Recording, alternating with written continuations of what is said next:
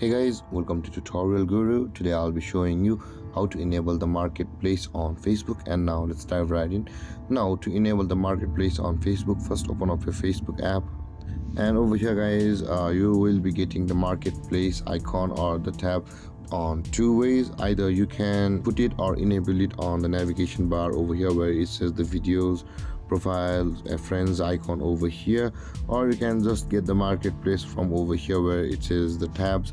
After you tap on the three lined icons at the top right corner, the marketplace will be available to you over here, and you can tap on it to open it.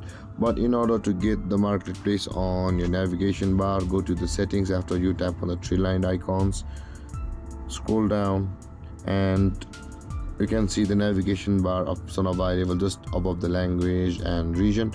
Tap on the navigation bar and tap on the customize the bar at the top of the screen, and scroll down. You can see the marketplace could be hidden over here.